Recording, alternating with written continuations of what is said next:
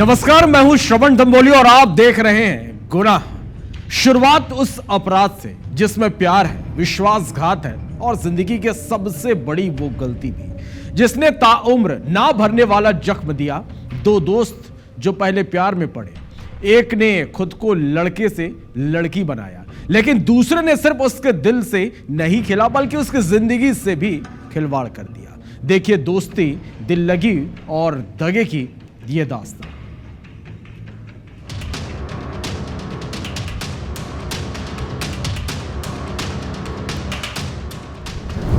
इश्क बेपरवाह होता है, ना धर्म देखता है, ना जाति देखता है।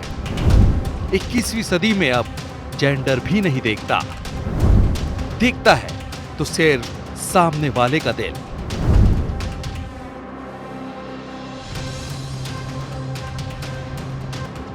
लेकिन जब वही इश्क धोखा दे दे, बेवफाई की हदें पार कर दे, तो दिल के टुकड़े हो ही जाते हैं। और जब ये धोखा ब्लैकमेलिंग, रेप और दरिंदगी पर उतर आए तो ये गुनाह बन जाता है। ये चौंकाने और हैरत में डाल देने वाली खबर भोपाल से सामने आई। यहाँ प्रेम प्रसंग और शादी के नाम पर ट्रांस वुमेन से धोखा हुआ है। इस मामले की शिकायत पीड़िता ने जब थाने में की और पूरी कहानी बताई तो पुलिस भी ये सुनकर सन्न रह गई। पीड़िता ने जो थाने में शिकायत दर्ज कराई है उसमें बताया कि पहले वो लड़का थी। उसने अपने प्रेमी शुभम यादव के कहने पर जेंडर चेंज कराया और खुद को लड़की में तब्दील कर लिया। आरोपी प्रेमी ने उसके साथ रेप किया, लेकिन जब वो उससे शादी की बात की तो पार्टनर मुकर गया। पीड़िता ने आरोप लगाते हुए कहा कि आरोपी ने प्रसाद के नाम पर उसे नशे की दवाई खिलाई और फिर दस्तावेजों पर साइन करवा लिया। आरोपी अश्लील फोटो और वीडियो वायरल करने की धमकी दे रहा था और उसे पिछले 6 महीने से ब्लैकमेल कर रहा है। पीड़िता की शिकायत पर पुलिस ने 0 पर केस दर्ज कर जांच शुरू की। तब ये पता चला कि 18 दिन तक आरोपी ने उसे नर्मदापुरम में ही घर में बंधक भी बनाया और उस पर तांत्रिक क्रियाएं करता रहा। आरोपी शुभम उसे डरा धमकाकर लाखों रुपए की डिमांड करता रहा। फरियादी है, उसके द्वारा उसका जेंडर चेंज कराया गया था और उसके साथ गलत काम किए हैं और पैसे की भी डिमांड की गई थी। अपराध पंजीबद्ध कर बेचना में ली गया और गिरफ्तारी के लिए हमने अभी 2 टीमें रवाना कर दी हैं। जल्द हम उसको गिरफ्तारी पाएंगे। पीड़िता की बहन का ससुराल नर्मदापुरम में है, जहां पड़ोस में रहने वाले शुभम से उसकी मुलाकात हुई। धीरे धीरे नजदीकियां बढ़ी और प्रेम संबंध बन गए। आरोप है कि आरोपी ने होटल में युवक के साथ शारीरिक संबंध बनाने के साथ फीमेल बनाने के लिए राजी किया, जिसके बाद इंदौर के एक अस्पताल में उसका लिंग परिवर्तन कराया, जिसमें 5 लाख रुपए खर्च हुए। मित्रता के दौरान उनके आपस में संबंध भी बने थे। संबंध के बाद उसने उसको शादी का बोला कि हम शादी कर लेंगे, आप अपना सेक्स चेंज करा लो, जिसके लिए उसने इंदौर में हॉस्पिटल में विधिवत अपना सेक्स चेंज कराया। उसके बाद भी पुनः वो लगातार उसको प्रताड़ित कर रहा और कुछ रुपयों की भी मांग कर रहा था, जिस शिकायत पे से अपराध पंजीबद्ध कर जांच हेतु भेजा गया। अब तक आपने इश्क में बेवफाई की कई गुनाह दास्तां सुनी होगी, लेकिन ये बेहद अलग और चौंकाने वाली है। पहले इश्क, फिर जेंडर चेंज कराना और फिर उसका रेप कर उसे ब्लैकमेल करना। ये गुनाह सभी हदें पार करता है और सबक देता है कि किसी के लिए खुद को बदलना आपकी जिंदगी बर्बाद कर सकता है। भोपाल से हरप्रीत कौर रीन के साथ नर्मदापुरम से अतुल तिवारी की रिपोर्ट। और अब बात उस खतरे की जो न सिर्फ समाज के लिए बुरा है बल्कि हमारी धार्मिक एकता को भी खत्म कर रहा है। हमने अक्सर लव जिहाद की खबरें देखी और सुनी है। आरोप लगते हैं कि इसके लिए विदेशी फंडिंग होती है। बाकायदा देश में कुछ लोग बैठकर हिंदू बेटियों को फंसाने, उन्हें बरगलाने के लिए नेक्सस चला रहे हैं। हमारे लिए इस पर यकीन कर पाना थोड़ा मुश्किल है, क्योंकि फिर हम कहते हैं कि सबूत कहां है।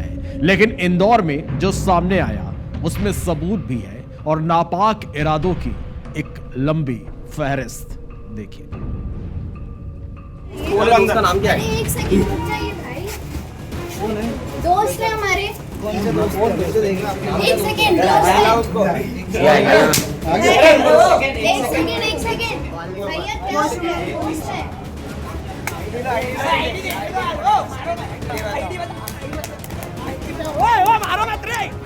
प्रदेश के इंदौर जिले में एक चौंकाने वाला मामला सामने आया है। लव जिहाद के इस मामले ने पूरे शहर में सनसनी फैला दी है।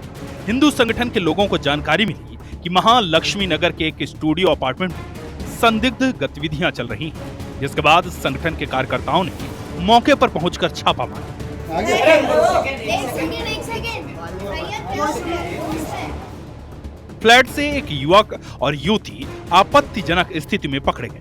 पूछताछ में युवक ने पहले अपना नाम रमेश जायसवाल बताया, लेकिन जब उससे सख्ती से पूछताछ की गई तो उसने अपनी असली पहचान शेख अरबाज बताई। उसने बताया कि वो शहडोल का रहने वाला है। हिंदू संगठनों के मुताबिक आरोपी के मोबाइल में कई आपत्तिजनक वीडियो, चैट और फोटोज मिली हैं, जिनमें कुछ क्लिप्स उसी युवती के साथ रिकॉर्ड की गई हैं जो मौके पर पकड़ी गई थी। इसके अलावा आरोपी ने यह भी स्वीकार किया कि उसके पास 2 लैपटॉप हैं, जिनमें अश्लील वीडियो और फोटो मौजूद है। मोबाइल में नशे से संबंधित कुछ फोटो भी मिले। रात को फिर एक होटल में से पकड़ा तो उसकी जब जानकारी निकाली तो उसके पास में से ड्रग्स के बहुत सारे वीडियो मिले और पिस्टल के वीडियो मिले और 30 से 40 लड़कियां जो हिंदू थी उसके अश्लील वीडियो और चैटिंग मिले। हाँ, दोनों हिंदू बन के लेके आए थे, दोनों हिंदू लड़कियां लेने। पार्षद पर फंडिंग के गंभीर आरोप। हिंदू संगठन के कार्यकर्ता मानसिंह राजावत ने बताया कि पूछताछ के दौरान आरोपी ने बताया कि उसे इस तरह की गतिविधियों के लिए एक स्थानीय पार्षद अनवर कादरी द्वारा आर्थिक सहयोग मिलता था। अरबाज का आरोप है कि एक हिंदू युवती को प्रेम जाल में फंसाने पर 2 लाख रुपए तक की राशि दी जाती है। हालांकि पुलिस ने इस बयान की अब तक पुष्टि नहीं की है। अनवर कादरी जो सदर बाजार में पार्षद हैं, उन्होंने मुझे हिंदू लड़कियां फंसाने के लिए 2 लाख रुपए दिए हैं।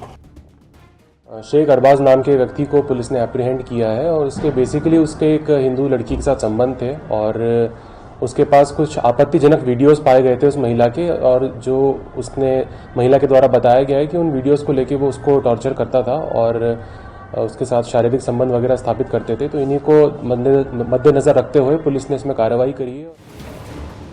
इस पूरे मामले में नया मोड़ तब आया जब पता चला कि जिस पार्षद अनवर कादरी का नाम लिया गया है उस पर पहले से ही लव जिहाद में फंडिंग का मामला दर्ज है। प्रशासन ने मंगलवार को कादरी पर रासुका की कार्रवाई की है। वो इस वक्त फरार है और पुलिस ने उस पर 10,000 का इनाम घोषित किया है। अनवर कादरी के खिलाफ इंदौर के कई थानों में कुल 18 आपराधिक प्रकरण दर्ज है।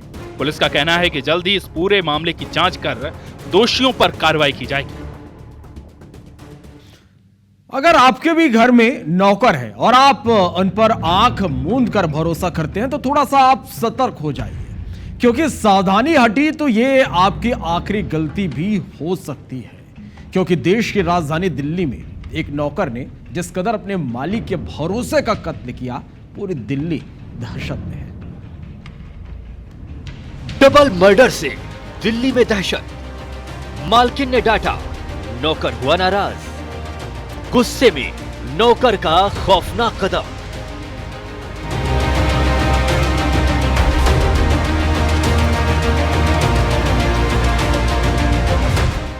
दिल्ली के लाजपत नगर में घटी खौफनाक वारदात ने सबको हिलाकर रख दिया। घर में खून से सनी मां बेटे की लाश देखकर पुलिस भी दंग रह गई। धारदार हथियार से कई बार वार किए गए थे। लाश में जख्मों को देख ये साफ समझ आ रहा था कि बेहद बेरहमी से इस कत्लकांड को अंजाम दिया गया है। इस डबल मर्डर कांड ने कानून पर फिर सवालिया निशान खड़े कर दिए हैं। घटना 2 जुलाई देर रात घटी, जहां एक मां बेटे को मौत की नींद सुला दिया गया। पुलिस के मुताबिक लाजपत नगर में मां बेटे के घर के अंदर गला रेत कर हत्या की गई। मरने वालों की पहचान रुचिका और उनके 14 साल के बेटे कृष के तौर पर हुई है। पुलिस की शुरुआती जांच में पता चला है कि इस घटना को किसी और ने नहीं बल्कि भरोसेमंद नौकर ने अंजाम दिया।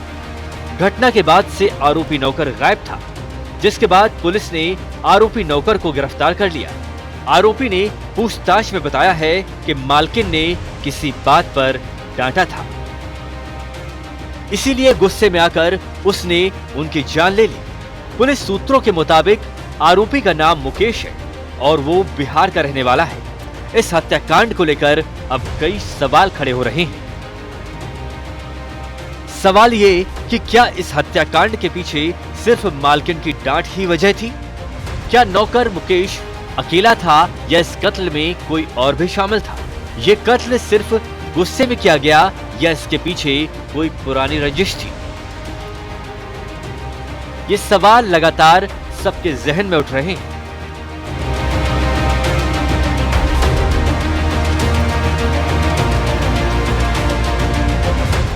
पुलिस के मुताबिक घटना के समय महिला और उनका बेटा घर पर अकेले थे। सुबह जब दूसरे परिजन घर पहुंचे तो दरवाजा अंदर से बंद मिला। इसके बाद परिजनों ने इसकी सूचना पुलिस को दी। जब घर का दरवाजा तोड़ा गया तो अंदर बेडरूम में महिला का शव मिला, वहीं बेटे का शव बाथरूम में पड़ा हुआ था। आरोपी नौकर गिरफ्तार हो चुका है, जिससे लगातार पूछताछ की जा रही है। लेकिन इस घटना ने दिल्ली में एक बार फिर सनसनी फैला दी। और तो और घर में काम करने वाले नौकरों पर फिर भरोसा डगमगाने लगा है। ऐसे में ये जरूरी हो जाता है कि हम किसी पर भी आंख मूंद कर भरोसा न करें। सावधान रहें, सतर्क रहें।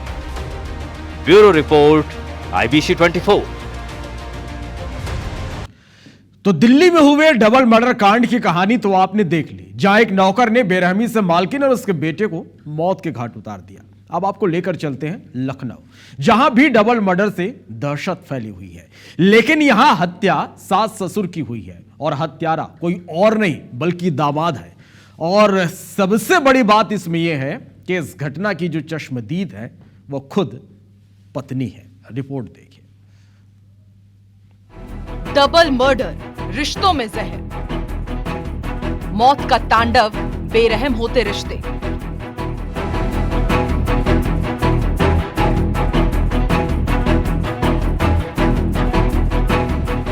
लखनऊ के आलमबाग में घटी इस घटना ने रिश्तों को शर्मसार कर दिया।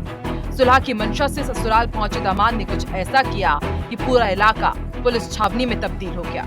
सास ससुर को यह अंदाजा ही नहीं था कि जो दामाद उनसे सुलह करने आया है, अपनी पत्नी को मनाकर साथ ले जाने आया है, वो तोहफे में अपनी साथ मौत लाया था। वो अपनी बेटी के भविष्य को लेकर और विवाद सुलझाने के लिए दामाद से बात ही कर रहे थे कि अचानक दामाद ने चाकू निकालकर सास ससुर पर जानलेवा हमला कर दिया। जानकारी के मुताबिक आरोपी दामाद जगदीप की पत्नी पूनम पिछले 5 सालों से अलग रह रही थी। 5 सालों से उनका विवाद चल रहा था और इस वजह से पत्नी पूनम गढ़ी कनौरा में अपने माँ बाप के साथ रहती थी। मंगलवार को जगदीप सुलह की उम्मीद लेकर ससुराल पहुंचा, लेकिन बातचीत के दौरान माहौल फिर से बिगड़ गया और कहासुनी शुरू हो गई। इसी बीच जगदीप ने अपना आपा खोया और उसने अपने साथ लाया चाकू निकाला और पहले ससुर अनंत राम पर हमला कर दिया, फिर सास आशा देवी को भी मौत के घाट उतार दिया। घटना के वक्त घर में चीख पुकार मच गई, जिसे सुनकर पड़ोसी इकट्ठा हो गए। उन्होंने आरोपी को पकड़ लिया और पुलिस को सूचना दी। कुछ ही देर में आलमबाग थाने की पुलिस मौके पर पहुंची और आरोपी को हिरासत में ले लिया। पुलिस ने शव कब्जे में लेकर पोस्टमार्टम के लिए भेज दिए हैं। अभियुक्त जगदीप अपने ससुराल आया और यहाँ पर जब दोनों के बीच में बात होने लगी तो बातें आगे बढ़ गई। तो उसने अपने बैग में जो अपने साथ में चूड़ा लेकर के आया था, उससे अपने ससुर अनंतराम और अपनी सास आशा देवी पर चाकू से हमला कर दिया। अभियुक्त को पब्लिक की सहायता से पकड़ लिया गया है। आगे की कार्रवाई पछली। फिलहाल आरोपी से पूछताछ की जा रही है और आगे की कानूनी कार्रवाई शुरू कर दी गई है। पुलिस पूरे मामले की तह तक जाने के लिए परिवार के अन्य सदस्यों और पड़ोसियों से भी पूछताछ कर रही है। इलाके में तनाव का माहौल है और पुलिस बल तैनात कर दिया गया है। लेकिन क्या इस कत्लकांड से विवाद खत्म हो गया? नहीं, क्योंकि गुस्से में उठाए गए किसी भी कदम से रिश्ते सुधरने की जगह जिंदगी भर के लिए खत्म हो जाते हैं। Bureau report, IBC 24।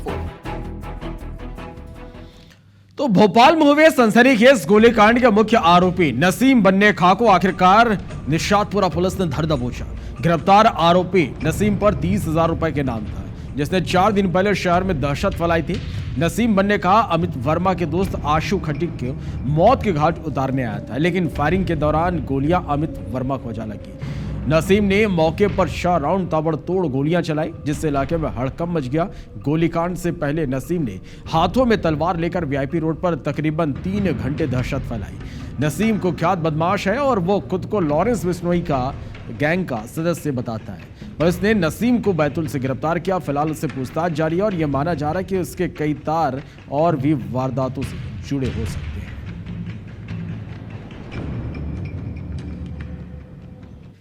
इस मामले में अभी तक हम 8 लोगों की पूर्व में गिरफ्तारी कर चुके हैं। जो 2 अभियुक्त थे वो घटना में शामिल थे, उनको पहले गिरफ्तार किया गया। उसके अतिरिक्त 6 अन्य जो सहयोगी थे उनकी भी गिरफ्तारियां हो गई हैं। जो घटना में प्रयुक्त वेपन है वो उसने कहीं छुपा के रखा है, तो पुलिस रिमांड लेके उसकी बरामदगी की जाएगी। रायपुर के खरोरा स्थित बेलदार सिवनी गांव में नाबालिग की हत्या के आरोपी को पुलिस ने गिरफ्तार कर लिया है। आरोपी साहिल देवर रिश्ते में मृतका का भाई है और उससे एक तरफा प्रेम करता था। घटना के दिन आरोपी नाबालिग को घुमाने के बहाने ले गया, दूसरे युवकों से बातचीत करने को लेकर विवाद करने लगा और इसी दौरान आरोपी ने लड़की को चाकू से गोद दिया और फिर एक बड़ा पत्थर उसके सर पर दे मारा। और इस वारदात के बाद पुलिस लगातार आरोपी की तलाश में थी। बीती रात उसे रायपुर दुर्ग की सीमा पर एक गांव से गिरफ्तार किया गया। और घटना के बाद जब पुलिस को सूचना प्राप्त हुई और पुलिस के द्वारा विवेचना किया गया, आरोपी की लगातार पतासाजी की जा रही थी। आरोपी को ट्रैक किया जा रहा था। 2-3 टीम उसकी गिरफ्तारी के लिए बनाया गया था। दुर्ग के पास में से गिरफ्तार किया गया है और आज इसमें वैधानिक कार्रवाई संपादित करने के बाद उसको माननीय न्यायालय के समक्ष प्रस्तुत किया जाएगा। रायपुर में अवैध वसूली मामले में फरार चल रहे स्ट्रीट शीटर तोमर भाइयों के खिलाफ एक और एफआईआर दर्ज की गई है। तोमर भाई और उसके 2 गुर्गों के खिलाफ बनपुरी के कारोबारी की शिकायत पर एफआईआर दर्ज की गई है। पीड़ित कारोबारी ने रोहित और उसके भतीजे दिव्यांश तोमर के साथ कलेक्शन एजेंट आकाश मिश्रा, योगेश सिन्हा पर सूदखोरी, धमकी और जबरन वसूली के आरोप लगाए। पुरानी बस्ती थाने में बताया गया कि कारोबार के लिए जून 2022 में वीरेंद्र और रोहित तोमर से 15 लाख कर्ज लिया था। ब्याज समेत मूलधन चुका दिया। इसके बावजूद तोमर ने बकाया होना बताकर साल 2024 तक जबरन 50,51,000 से ज्यादा की राशि वसूल ली। गुर्गे वसूली करने आते थे और नहीं देने पर जान से मारने की धमकी देते थे। आरोपी ने जमीन के दस्तावेज और गहने तक छीन लिए। बता दें कि तोमर भाइयों पर रायपुर के 2 थानों में 6 एफआईआर दर्ज है। पुलिस ने 5-5 हजार का इनाम भी रखा है। फिलहाल दिव्यांश तोमर जेल में है और तोमर भाई फरार है, जिनकी तलाश की जा रही है।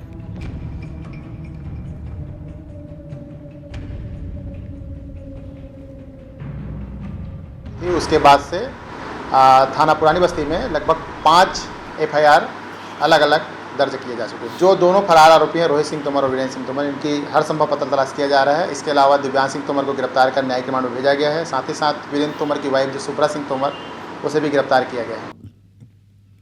कटनी जिले के बहोरीबंद थाना क्षेत्र में पुलिस की मनमानी और बर्बरता का एक हैरान कर देने वाला मामला सामने आया है। ग्राम देवरी हटाई की रहने वाली महिला ने आरोप लगाया कि बहोरीबंद थाने के 8 से 10 पुलिसकर्मियों ने उसके साथ जबरन छेड़छाड़ और मारपीट की है।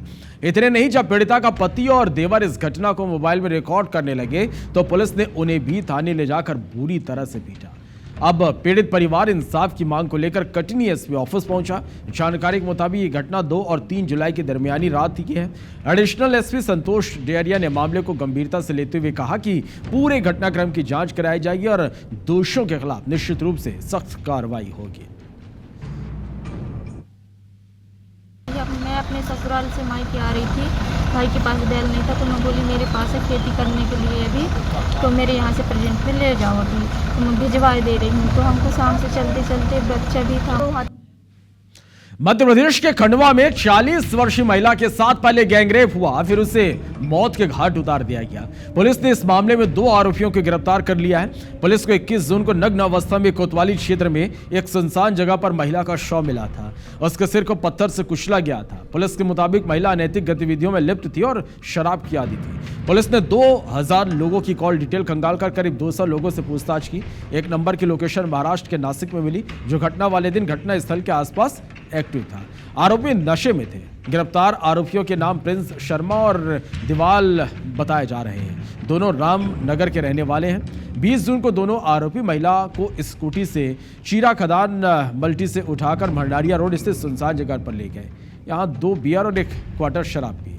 जब महिला ने शारीरिक संबंध बनाने से इनकार कर दिया तो परिवार को बताने की धमकी देकर जबरन दुष्कर्म किया, फिर महिला का बेरहमी से कत्ल कर दिया।